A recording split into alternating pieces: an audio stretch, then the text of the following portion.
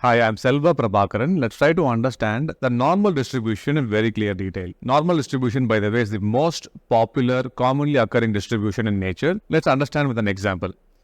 Say you have the test scores of various students in a class. These numbers arranged in a vector or an array here represent the various test scores. Now, you want to understand how these scores are distributed. What we would do, we would make a histogram that looks something like this. We will sort of bucket these test scores. Let's say these scores vary between the values of 0 to 100. Now, we will form buckets or bins of these test scores. A bin ranging from 0 to 10, likewise 10 to 20, 20 to 30, so on and so forth. We have 10 different bins, and then we start counting each of these values of test scores, which bin it falls under. That way you will get sort of a histogram that looks like this. Now look at this in a histogram. The y-axis of this histogram is the frequency count of how many records or how many test scores fell into a certain bin. Now if you want to count how many people or how many students scored between a score of 30 to 50, this range, let's say, you just count the value of this particular bin, the y-axis value of this particular bin and the y-axis value of this particular bin, add them up, say this was 30 and this was 40,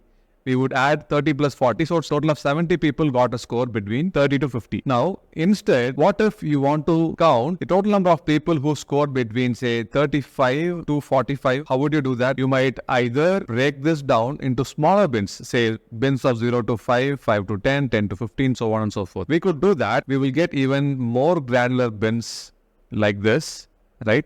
We'll get more granular bins. Then here it will be 35. This value here will be 35. This will be 45. Then we will just count the number of students who occurred in this region, in these two bins. Now, what if we wanted to calculate for, say, 31.5 to 33.4? How would you do that? So, if your bins ranges are going to change like this, histogram will not solve that problem. So, what we do is, instead of making a histogram, we make a distribution out of this.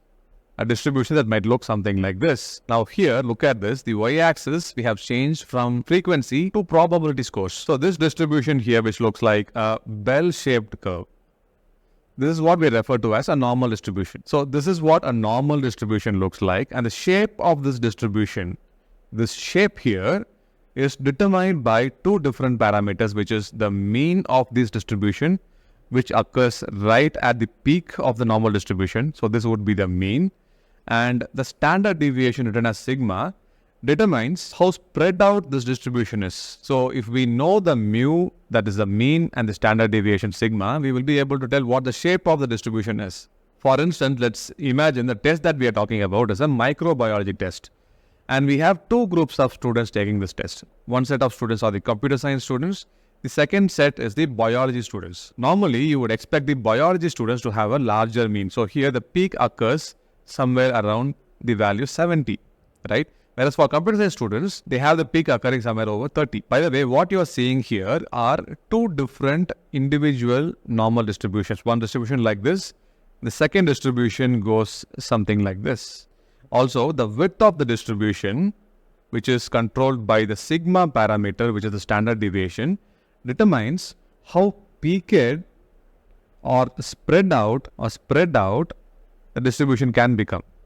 Now, the normal distribution has certain interesting properties. Look at this. If you draw a line through the center, this line splits normal distribution into mirror halves. They are symmetrical in nature. Also, another interesting property is, say, for a given normal distribution, we know the mean mu, which is at the peak of the distribution, right at the center. And we also know the sigma standard deviation of this distribution. You take a distance of positive sigma from the mean and a negative sigma from the mean on the other side. You take this region of this curve. The area under this particular region of the curve would form 68.3% of the total area under the curve. Likewise, the region under minus 2 sigma, 2 plus 2 sigma, this whole region over here forms 95.5% of the entire area of this curve. In a similar way, the area under minus 3 sigma from here to here, this point, this is not up to scale. This region, this entire region will form 99.7% of the entire area of the curve. This is a super useful idea in normal distribution in statistics. And using this idea, we can calculate the area between two particular points under the normal distribution. For example, if you want to compute the area marked in red this region, if you want to compute this area, you need to find the area before this particular point, this entire area. We need to find this area first. Then we find this particular area, the area below this mark over here, and subtract them both. That's what we are doing here in this formula. So the area before this point is 0.973, and the area before this point, we know that the area under the entire curve is 1.0, and we know that this curve is completely symmetrical. So the area before this will be equal to the area after this point, after the midpoint. So this area would be nothing but 0.50. That is what we are using here. So to compute the area between this region, we just subtract 0.973 minus 0.50. We will look at the concept of the z-scores, what we have here, in more detail when we look at the standard normal distribution, which will be like 2-3 videos from now.